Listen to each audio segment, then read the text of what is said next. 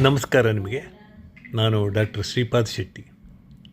ನಾನು ಒಂದು ಮಾತಿನ ಸರಣಿಯನ್ನು ಯೂಟ್ಯೂಬ್ನಲ್ಲಿ ಆರಂಭ ಮಾಡ್ತಾಯಿದ್ದೇನೆ. ಅದಕ್ಕೆ ಮನದ ಮಾತು ಅಂತ ಹೆಸರಿಟ್ಟಿದ್ದೇನೆ.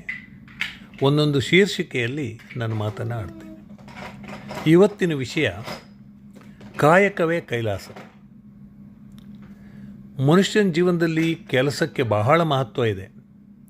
ಪ್ರಾಣಿಗಳು, ಪಕ್ಷಿಗಳು ಎಲ್ಲವೂ ತಮ್ಮ ತಮ್ಮ ಆಹಾರ ಸಂಗ್ರಹಕ್ಕಾಗಿ ಕೆಲಸ ಮಾಡ್ತಾರೆ. ಮನುಷ್ಯರಲ್ಲಿ ಹಲವರು ಕೆಲಸ ಮಾಡ್ತಾರೆ, ಕೆಲವರು ಕೆಲಸನೇ ಮಾಡೋದಿಲ್ಲ.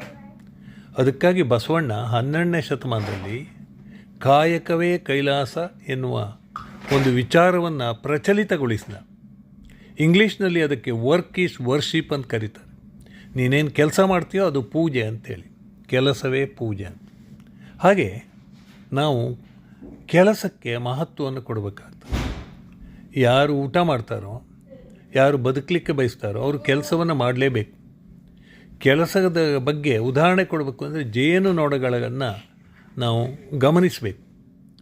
ಒಂದು ಕ್ಷಣ ಕೂತ್ಕೊಳ್ಳೋದಿಲ್ಲ ಅದು. ಹಗಲಿನಲ್ಲಿ ಎಲ್ಲೆಲ್ಲೋ ಹೋಗಿ ಯಾವ್ಯಾವುದೋ ಹೂವಿನ ಮಕರಂದವನ್ನು, ಪರಾಗವನ್ನು ತಂದು ಅದು ಜೇನು ತುಪ್ಪವನ್ನು ಮಾಡ್ತದೆ. ಅಲ್ಲಿ ರಾಣಿ ಹುಳ ಇರ್ತದೆ.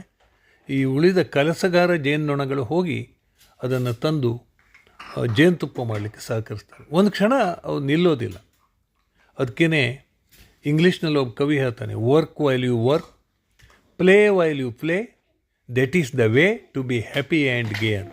ಕೆಲಸ ಮಾಡುವಾಗ ಕೆಲಸ ಮಾಡು, ಆಟ ಆಡುವಾಗ ಆಟ ಆಡು, ಅದು ನಿನ್ನನ್ನು ಸಂತೋಷವಾಗಿಡ್ತದೆ. ಹಾಗೆ ಕೆಲಸವನ್ನೇ ಬಿಟ್ಟಿರೋ ಸರಿಯಲ್ಲ. ದುಡಿಮೆಯ ನಂಬಿ ಬದುಕು, ಅಲ್ಲೇ ನೀ ದೇವನ ಹುಡುಕು ಅಂತ ಸಂಪತ್ತಿಗೆ ಸವಾಲು ಸಿನಿಮಾದಲ್ಲಿ ಡಾಕ್ಟರ್ ರಾಜ್ಕುಮಾರ್ ಹಾಡಿದ್ದಾರೆ. ದುಡಿಮೆ ಮನುಷ್ಯನ ಕಟ್ಟು ಬೆಳೆಸ್ತದೆ.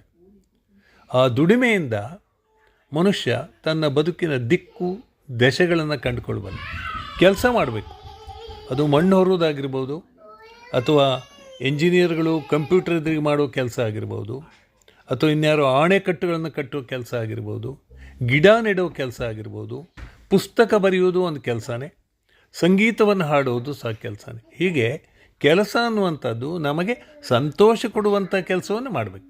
ಯಾವ ಕೆಲಸ ಮಾಡೋದ್ರಿಂದ ನಮ್ಮ ಮನಸ್ಸಿಗೆ ಸಂತೋಷ ಆಗ್ತದೋ, ನಮ್ಮ ಮೈಗೆ ದಣಿವಾಗೋದಿಲ್ವೋ ಅಂಥ ಕೆಲಸವನ್ನು ಪ್ರೀತಿಸ್ತಾ ಮಾಡಬೇಕು. ಅದಕ್ಕೇ ಕಾಯಕವೇ ಕೈಲಾಸ ಅಂತ. ಕಾಯಕ ಒಳ್ಳೆಯ ಕೆಲಸವನ್ನು ನಾವು ಉನ್ನತ ಮಟ್ಟದಿಂದ ಒಳ್ಳೆಯ ಉದ್ದೇಶದಿಂದ ಮಾಡಿದಾಗ ಕಾಯಕ ಆಗ್ತದೆ. ಅದಾಗಬೇಕು ಅನ್ನೋದು ಉದ್ದೇಶ.